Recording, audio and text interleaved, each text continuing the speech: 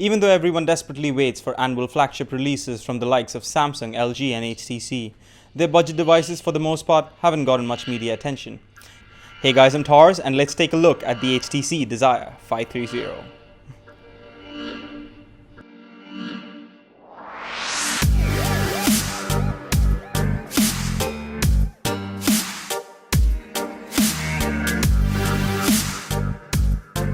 This year at Mobile World Congress, when everyone was expecting a flagship announcement, HTC revealed two identical budget devices, the Desire 530 and the 630, the latter having slightly better internals. Neither of them was supposed to wow the world, but HTC tried their best with this micro splashback. Unfortunately, this unit doesn't have that pattern, it's just the plain white version. Getting into the build of the phone, it's plastic all around. HTC has gone for this really soft plastic, almost similar to the old higher-end Lumia polycarbonate. This is definitely a win in my book and gives the phone a sturdier feel in the hand.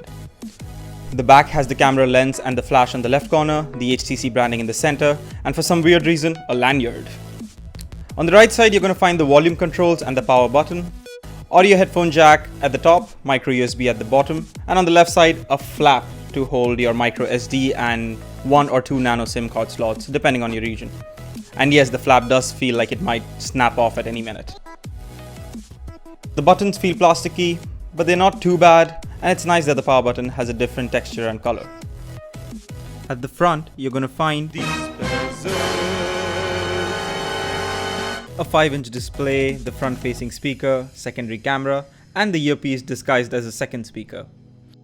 All in all, the phone is good to hold in the hand due to its light weight. It's a tad on the thicker side, but it disguises the thickness well due to the curved edges. The 5-inch 720p screen, in my view, is a plus point. No, it's not the best 720p display I've encountered, but it gets fairly bright and has decent viewing angles. The screen is quite color accurate and the phone is completely usable in outdoor situations. Getting into the specs, the phone is powered by a 1.1 GHz quad-core processor based off the Snapdragon 210 chipset, paired with 1.5 GB of RAM and 16 GB of internal storage. The phone certainly is a bit choppy and frame rate drops are quite common. But that's not to say that the phone is not usable. It should do fine with light tasks such as browsing, social networking and simple communication things.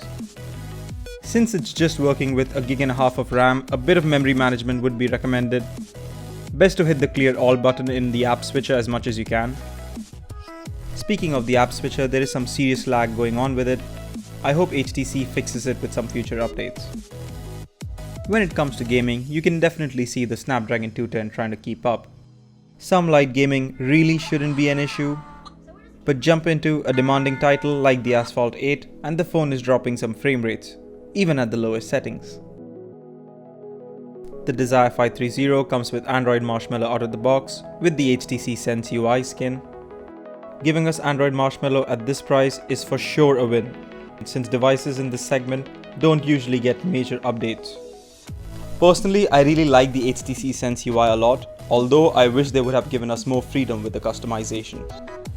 The primary camera lens has 8 megapixels with an f2.4 aperture with a single LED flash.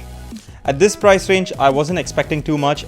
It performed like any other cheap smartphone camera, acceptable and shareable shots with good lighting and bizarre and grainy ones without. The front camera has a similar story going on. With the 5 megapixel shooter, you can get some nice selfies as long as it's outdoors and there's ample lighting. The battery is a 22 mAh non-removable one and it has been inconsistent. Sometimes I could last a day and a half with moderate to light usage and sometimes I was searching for the charger before I could get through the day. To conclude, this phone has some good things going on for it. The pricing varies depending on your region, but in the UAE you can get it for around 410 dirhams.